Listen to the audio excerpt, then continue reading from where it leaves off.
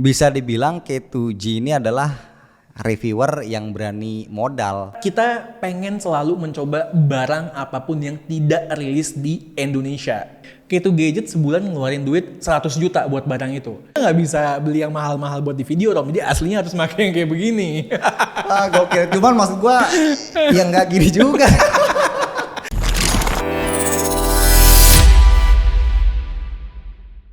Bismillah, alhamdulillah kita ketemu lagi.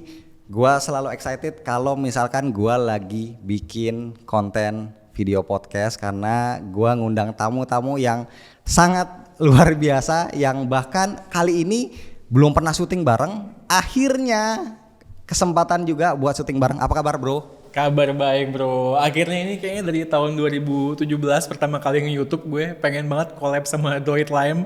Janji berapa kali, akhirnya 5 tahun kemudian baru kejadian. Makasih banget bro udah diundang. Sama-sama, thank you banget udah datang. Dan gue pengen tahu juga, banyak yang belum tahu ya. Kan dulu orang taunya Kumar, Ya. gitu. K2 Gadget, Kumar dan Kartolo. Nama aslinya siapa? Nama aslinya kalau gue Satish, partner gue yang satunya Alessa. Kalau dulu kan kita tuh buat Kartol dan Kumar itu inspirasinya dari Harold dan Kumar gitu loh. Ada film. Jadi dua orang dengan kebudayaan berbeda gitu kan. Kalau Kumar ya gue adaptasi aja Kumar karena emang sama-sama India. Kalau yang sana kan Harold. Jadi satunya ya nama si Al dicoba diganti sama yang betul-betul Indonesia gitu kan, Kartolo gitu kan. Ngomong-ngomong, Alnya kemana nih sekarang? Lo kan biasa kan berduaan mulu. Bener, Alnya kita kan bagi tugas ya. Hari ini Al tuh lagi scripting dan yang lain-lain. Nanti besok gantian jadwal gue yang syuting gitu. Gua punya pengalaman kenalan sama orang-orang dari India gitu ya. Itu orangnya smart dan vokal banget gitu. Istilahnya kelihatan banget menonjol. Tapi gua belum tahu lu sebenarnya warga negara mana, karena ini juga spesial ya. Kemarin gue kedatangan YouTuber cupu dari Singapura dan sekarang kan datang Satish dari India. Tapi gue pengen tahu warga negaranya statusnya lo orang India atau orang Indonesia? Gue WNI bro, tapi bukan warga negara India, warga negara Indonesia. Jadi ini gue kalau India sama Indonesia perang, gue belanya Indonesia bro. Oke. Gue asli Indonesia. Lahirnya di sini. Oke, berarti dari kecil udah di sini. Jadi emang ini cuman casing atau covernya doang lah, tapi owner dealnya lokal bro. Oke, kalau bahasa India bisa? Bahasa India bisa, cuman gue nggak bisa baca tulis. Ngomong masih bisa. Tapi kalau udah nggak begini-begini gue, udah asimilasi Indonesia. Oke, balik lagi ke Al. Lo berdua ini sebenarnya ada hubungan apa sih? Kalau bisa bikin berdua? Gue sama Al itu ketemunya di forumnya ya, apalagi kalau bukan ya dulu forum cuma satu yang heboh, Kaskus. Jadi di situ ada FJB kan ya. Nah setiap kali gue mau beli barang yang jual barang eksotis tuh dia lagi gitu. Jadi setiap mau beli gue nyari barang A, B, C, D, COD-nya sama dia lagi gitu loh. Jadi makin lama makin sering ketemu. Dan ternyata dia bukan seller juga di situ saat itu. Dia juga entusias. Jadi barang yang dia jual itu adalah barang yang ex dia gitu loh. Jadi makin sering ketemu, lama-lama ya kita ketemu, kita ngobrol bareng, ya kita bicarain kayaknya kita punya hobi yang sama, visinya sama, juga bisa cair bareng-bareng. Ya kenapa nggak kita berdayakan aja gitu loh. Ngomong-ngomong, lu tadi bilang lu ketemu sama Al dari jual beli barang. Gue jadi inget ya, pertama kali kita ketemu itu kalau nggak salah pas Droid Lime lagi ulang tahun nyewa studio, bener gak sih? Enggak. Oh enggak ya? Jadi pertama kali gue ketemu itu sama Wasa. Gue ketemu sama Wasa, gue beli Mi 5-nya Droid Lime kalau nggak salah. Cuman ya waktu itu gue nggak tahu Wasa, Droid Lime dan segala macamnya gue nggak tahu. Cuman ketemu di forum mau beli Mi 5. Mi 5 kan waktu itu masih nggak resmi kayaknya ya. Jadi masih barang Cina gitu kan. Jadi gue beli COD-an sama Wasa di Mall Bellagio di depan ITC Permata Hijau. Nah, abis itu yang gue ketemu Droid Lime dan tim itu saat lo lagi first anniversary di studio di Puri Indah. Itu gue nganter Pixel 1. Kalian gantian beli Pixel 1 dari gue. Nah itu gue baru ketemu tim Droid Lime, ketemu lo, ketemu Fahmi dan Droid Lady lain-lain. Gila ya, nggak kebayang gitu ya, maksudnya dari apa ya, transaksi jual beli handphone gitu kita bisa ketemu jadi teman, lu bisa ketemu sama Al bikin channel bareng gitu. Iya, dan sebelumnya gue juga pengen nyampein terima kasih di awal pada saat kita buat YouTube ya, masih buta gitu kan. Tim Droid Lime, Fahmi, Romi dan Wasa tuh kalau ditanyain kapanpun tuh siap ngejawab, siap ngebimbing. Karena sebenarnya mereka sebenarnya nggak perlu bimbingan, itu cuma kayak basa-basi karena ilmunya itu ya jauh lebih tinggi.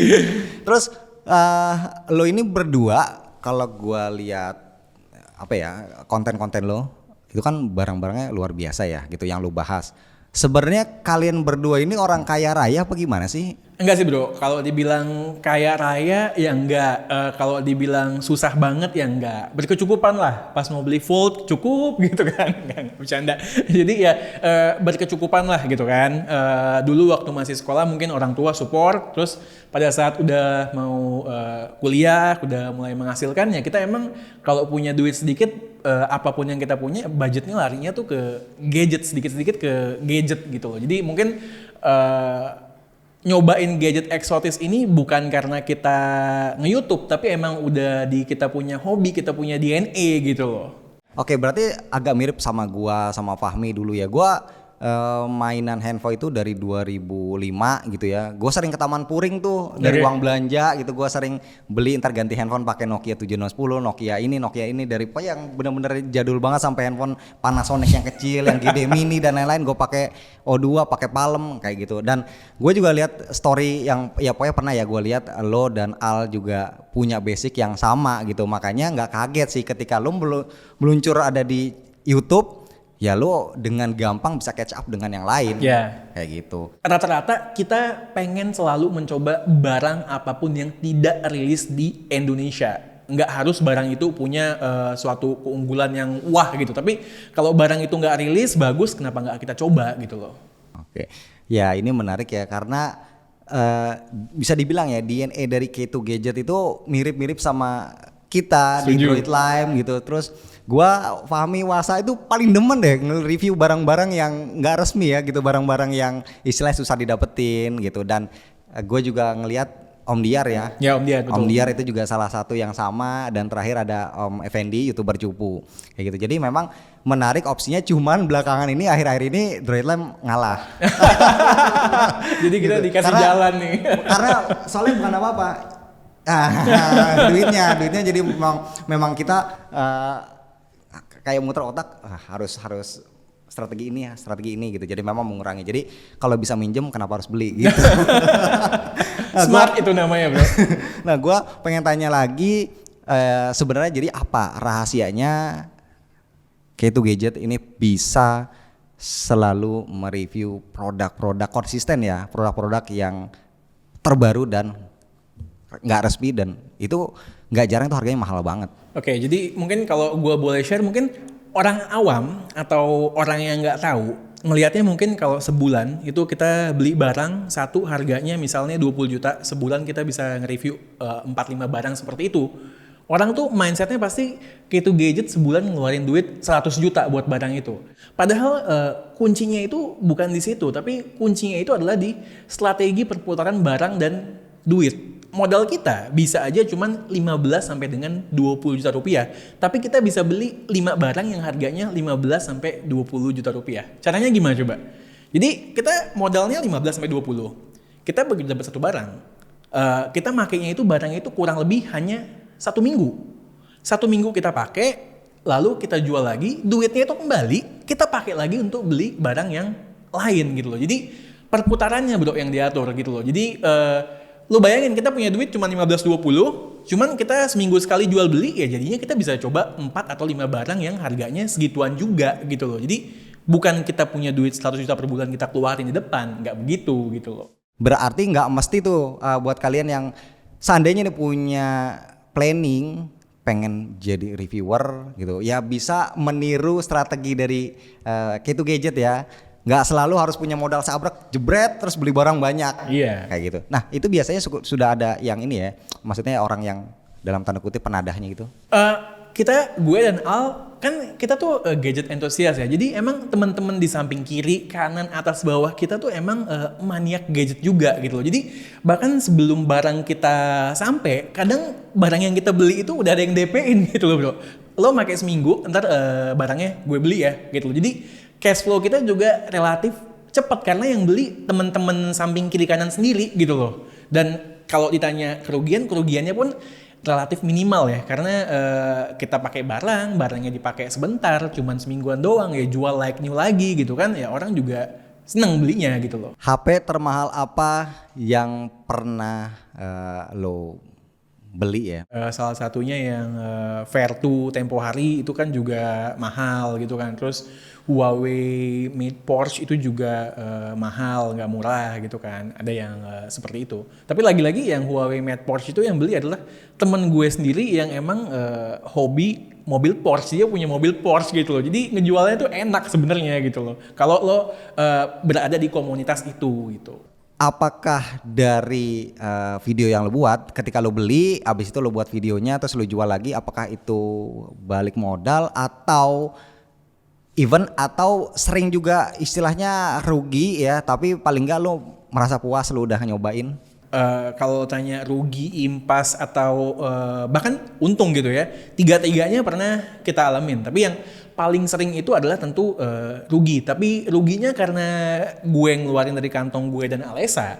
Jadi ruginya pun itu kita bagi dua, modalnya itu pun kita bagi dua. Kalau misalnya ruginya 1 juta ya 500.000. Waktu itu gue pernah lihat lo minta pendapat komunitas. Terus yang kedua, lo pernah bikin konten sama Mas Mobi, sama fotografer. Kalau yang komunitas itu gue sama Al emang pengen lebih deket ke kita punya audiens, nggak cuman secara virtual aja, tapi juga lebih hands-on, mereka kenal sifat pribadi kita. Nah, yang kedua kalau lo tanya yang kayak collab bareng Mas Mobi dan fotografer, itu betul-betul tergantung sama kontennya dong.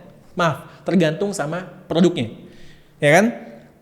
Produknya waktu itu adalah Xperia Pro yang apa ya, gue lupa ya, yang terakhir lah pokoknya. Itu bukan produk yang ditujukan buat seperti itu gitu loh. Emang Sony kan emang menjualnya itu untuk entusias juga gitu kan. Jadi kita pengen ngasih tunjuk ke audiens kita bahwa memang barang-barang seperti itu cara untuk dijadikan kontennya adalah ya kerjasama sama orang yang betul-betul bisa mengutilize fungsinya seutuhnya. Dia punya kamera Sony juga, dia fotografer profesional, dia punya studio, dia punya model. Nah jadi orang-orang tuh betul-betul dapat hint gitu di tengah-tengah konten-konten yang bahas Sony cuman sekedar jepret auto selesai.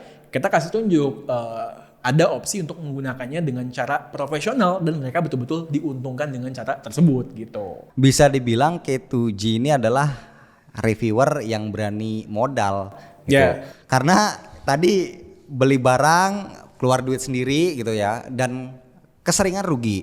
Terus kemudian lo rela untuk mengundang komunitas, itu kan nggak mungkin mereka bayar sendiri kan gitu. Paling nggak ada lah lo tackle, lo yang ngundang gitu, lo keluar uang di situ gitu ya, pasti ada lah anggaran yang memang lo keluarin, dan itu yang bikin gua salut sih. Jadi kalau soal anggaran setuju Tom, tapi enggak selalu sepenuhnya collab itu harus membutuhkan dana ya. Paling dana utamanya itu paling apa sih, konsumsi ya. Tapi kalau kita collab gini kan kita nggak ngelihat duit gitu ya. Kita nggak ngelihat lo nggak perlu bayar gue nggak perlu bayar lo, kan modal persahabatan sebenarnya ya.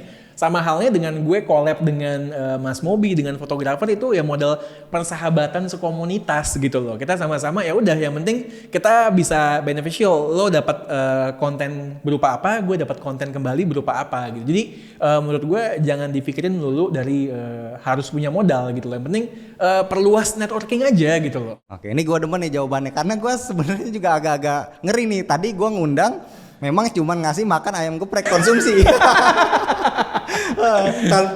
Karena belum ada sponsor ya. Ya gitu. itu aja kayaknya udah seneng gitu loh bisa tampil di sini gitu. Nggak melulu duit pikirannya. Nah, untuk K2G yang punya jam terbang tinggi. Lebay lo jam terbang tinggi kayak lebih tinggi lo deh. Enggak. Jam terbang tinggi bergaul dengan device mahal dan flagship. Itu maksud gua. Katalog lo itu lebih banyak daripada gua. Nah, menurut lu lebih canggihan mana, ini simpel banget sih pertanyaan, tapi harus jujur. Lebih canggihan mana teknologi Android sama iPhone. Apple. Enggak bercanda gue. Jadi ya sebenarnya kalau ya walaupun gue sebagai user Apple gitu ya, produk-produk sehari-hari, cuman harus diakui ya produk-produk Android sekarang secara teknologi jauh lebih canggih ketimbang Apple yang ya udah lama ini begitu-begitu aja dan cenderung boring gitu kan. Android tiap 6 bulan sekali, berapa bulan sekali ya, mau under display camera, mau foldable, charging system yang kenceng dan segala macam tuh mereka berada di front row gitu loh dibandingin sama Apple. Jadi gue secara tech enthusiast ketika nge-review produk Android tuh lebih menggebu-gebu gue ketimbang mau mencoba produk terbaru Apple yang udah ketebak. Palingan produk baru Apple yang belakangan ini buat kita tertarik atau terkesima apa sih? Ya palingan SoC-nya gitu kan. Kalau hardware yang lainnya tuh ya begitu-begitu aja lah. Jadi gue nggak malu bilang bahwa untuk sekarang yang lebih canggih, yang lebih inovatif adalah Android. Tapi apakah lo bisa lepas dari Apple? Itu udah jawaban yang berbeda. Itu jawabannya Oke, udah. ini secara personal. Iya, ini secara personal gue kayaknya sulit untuk bisa keluar dari ekosistem Apple karena kata kuncinya adalah ekosistem investasi gue, produk-produk sekeliling gue itu udah dalam banget gue dalamnya ini di ekosistem Apple. Jadi nyaman kan kebutuhan kita pakai gadget utamanya kan kita harus nyaman dulu, kita suka, kita bisa terpenuhi kebutuhan kita gitu kan. Paham sih, karena gua pun mengalami hal yang sama. Mungkin buat teman-teman yang mengira oh selalu pakai iPhone berarti ini fanboy Apple. Sebenarnya enggak juga, karena gua pun sangat mengapresiasi, mengakui teknologi dari handphone Android ya. Udah bisa fingerprint under display lah, notch-nya udah jauh lebih kecil, bisa kamera bahkan under display kayak gitu. Cuman gua kemarin itu sempat 2 bulan mungkin nggak pakai iPhone, tapi balik lagi gitu. Akhirnya gua balik lagi, memang karena kebutuhan sih kayak gitu. Jadi bukan berarti orang yang reviewer yang pakai iPhone sebagai daily driver itu selalu Apple fanboy, itu nggak mesti. Ya nggak selalu seperti itu. Itu kan gue ya. Tapi kalau gue perhatikan kalau Alexa gue rasa dia dari yang gue kenal dia tuh nggak punya fanatisme atau nggak kayak gue yang harus misalnya daily drivernya harus Apple. Dia tuh selalu gonta-ganti lah, nggak ada fanatisme terhadap suatu brand atau nggak ada ngunci gitu terhadap suatu ekosistem. Tapi lu pasti megang dong handphone Android sebagai pendamping. Ya pasti dong. Ini gua ngelihat ada iPad, ada iPhone, masa Androidnya nggak keluarin? Kita kan Androidnya gue nggak mau keluarin om, takut sayang gue. Apa? Redmi 10C. Ini adalah handphone Android yang menandem gue punya iPhone. Ini yang lagi gue pakai sekarang. Jadi di YouTube itu pencitraan aja sebenarnya Tom. Bahasnya Android mahal tapi aslinya makanya Redmi 10C. Redmi 10C, dan dari muka lu kayaknya lu, gue bingung ya, lu tertawa ini Ya kalau nggak gue nggak bisa pasti, kalau nggak bisa beli yang mahal-mahal buat di video Tom. Jadi aslinya harus pakai yang kayak begini. Gokil. Cuman maksud gue ya nggak gini juga. Nggak, sorry, bukan gue merendahkan Redmi ya. Redmi itu produknya bagus, 10C ini bagus karena kemarin Fahmi juga sempat pakai 10A, dia sempat nggak mau ganti tuh, sempat ketagihan. Ini buat harga 1 jutaan juga menurut gue udah bagus banget spesifikasinya. Ya, kalau kita ngomongin Redmi memang ya dibanding brand yang lain memang ada Realme, tapi ini masih termasuk menggoda ya. Gitu. Tapi gue masih penasaran, selain ini ada nggak? Selain ini gue lagi pakai Fine X5 Pro tapi ketinggalan di bawah tadi. Serius, ini tamu yang ketika kemarin wasa, Mas Mobi, sekarang lu pakai. Semua reviewer pada pegang itu, kita doang nggak dapat. Ya jadi mungkin ini pertanda kali ya, Oppo bolehlah kirim lah. Ya. Masa Android Lem nggak megang X5 Pro mah. Oke, jadi mudah-mudahan setelah podcast ini ada, mungkin nanti Mi tolong tag ya tim Oppo ya. Kita membutuhkan sampel X5 Pro atau buat daily driver boleh lah. Gitu. Nah, jadi lagi megang X5 Pro. Nah, berhubung lu tadi cerita pakai handphone yang entry juga, lu ada apa ya, merasakan dilema nggak sih atau pusing gitu sebagai orang yang terbiasa dengan produk-produk flagship, lebih banyak dengan produk flagship, terus lu harus mereview produk yang entry level, pasti kan bahan bahasannya itu jauh lebih sedikit. Terus ya jujur aja ya, gue pun merasakan yang sama ketika gue nge-review produk entry level, itu batas kesabaran harus dinaikin tuh, gitu karena jomplang kayak gitu. Nah, lu punya kesulitan nggak? Awal-awal sih tahun 2017-an YouTube ya buat skrip adalah beberapa konten yang barang harganya misalnya 1 jutaan gitu kan. Nah skrip gue tuh isinya pasti ini kenapa nih dynamic range-nya kayak begini, habis itu ini kenapa delay banget gitu kan. Terus biasa udah buat skrip kan kita komunikasi sama diskusi sama si Al. Ya iyalah lo benchmarknya kayak handphone flagship, yang lo buat skripnya handphone 1 jutaan, nggak bisa kayak begitulah gitu kan. Jadi Al juga kasih masukan ke gue. Jadi di awal-awal iya karena experience gue nyoba handphone budget rendah gitu kan di awal-awal, tapi makin kesini makin terbiasa karena udah cukup banyak juga nyoba handphone yang budget. Jadi gue punya benchmark buat bandingin handphone 1 juta lainnya dengan handphone 1 jutaan yang lagi gue coba gitu. Oke, inilah alasan juga kenapa lo megang Redmi 10C ini ya gitu, maksudnya untuk beberapa hari, karena memang agak susah sih kalau misalkan yang namanya reviewer cuman megang handphone mid to high doang gitu. Jadi experience untuk nyobain handphone entry kan standarnya nggak bisa disamain kayak gitu. Untuk harga 1 juta masa kita nyamain preferensi untuk kelas flagship kan. Itu ini gue juga emang lagi nyoba, lagi buat konten, makanya yang di kantong itu adalah Redmi 10C gitu. Oke. Di antara handphone sekian banyak flagship yang pernah lu pegang yang pernah lu coba, ada nggak 1-2 brandnya, jawabnya jujur ya, yang punya tempat spesial lah di hati lo? Selain kalau Apple udah pasti mungkin ya. Selain Apple ada? Gue rasa kalau Android gue tidak punya sebuah harus ke Android mana yang di hati, nggak ada ya. Yang jelas kalau misalnya punya tempat spesial, yang jelas produk Apple, karena gue suka sama produk-produk mereka, karena gue pakai daily drivernya, walaupun misalnya barangnya itu banyak yang nggak value deal, tapi lagi-lagi ya tetap gue beli, tetap gue pakai. Lain sama Android ya. Android itu atau ekosistem lainnya gue tertarik untuk mencoba. Jadi mata gue nggak dibutakan sama Apple. Jadi gue tahu kelebihan di benteng sebelah apa dibandingin sama brand yang gue pakai. Jadi gue fanboy, tapi fanboynya tuh fanboy pemberontak gitu loh. Jadi gue nggak buta, gue tahu kelebihan di sebelah apa gitu loh.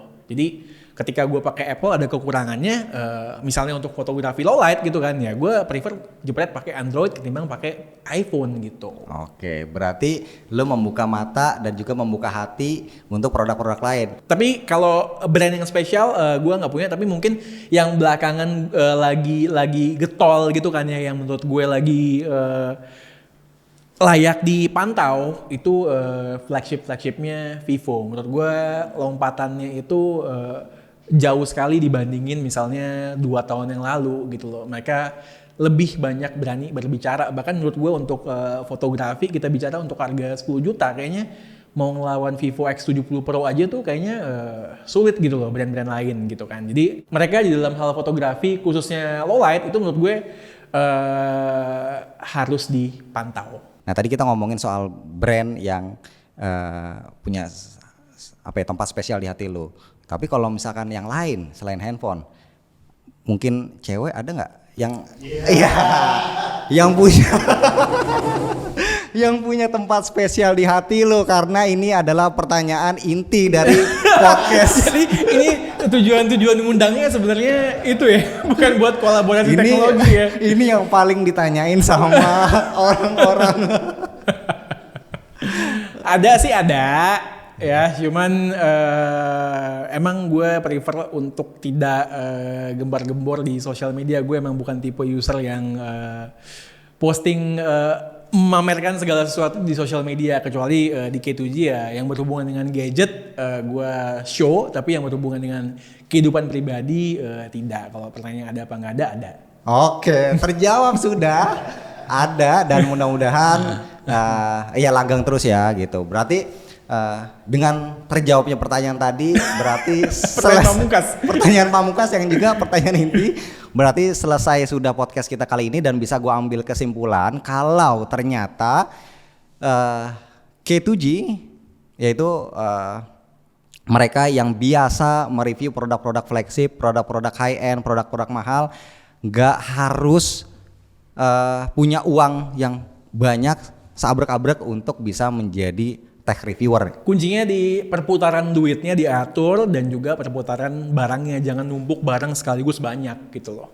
Oke, berarti ya kita beli satu, kita cepet selesaiin reviewnya, kemudian kita iklanin, nanti beli lagi. Berarti buat teman-teman yang ada rencana buat bikin channel YouTube dan kayak bingung ya, gue pengen bahas handphone yang keren nih, ya nggak menutup kemungkinan bisa, tapi ya itu dengan memanage pengeluaran, beli yang satu dulu, nanti dijual lagi, nanti beli satu lagi, kayak gitu ya. Ya. Nanti setelah ini, gue masih punya planning untuk namanya K2G kan berdua, Satis dan Alesa. Ya. Berarti nanti setelah ini gua berharap bisa ngundang lo lagi mungkin di topik yang lain. Gua kepikiran sih kayaknya enak kali ya kalau misalkan kita ngobrolin chipset mungkin. Boleh. Atau ngobrolin yang lain-lainnya yang Siap, agak-agak yang lebih teknis. serius gitu ya? Yoi. Oke, siap Oke. laksanakan. Terima kasih banyak lo sebelumnya udah diundang kemari, udah dikasih makan, udah dikasih cemilan dan lain-lain. Ya gue happy sih hari ini bisa ketemu sama semua tim Droid Lime akhirnya setelah 5 tahun. Oke, siap, akhirnya kita bisa syuting bareng dan mungkin video ini akan gue edit secepatnya. Oke? Siap. Sekali lagi thank you. Thanks Rom.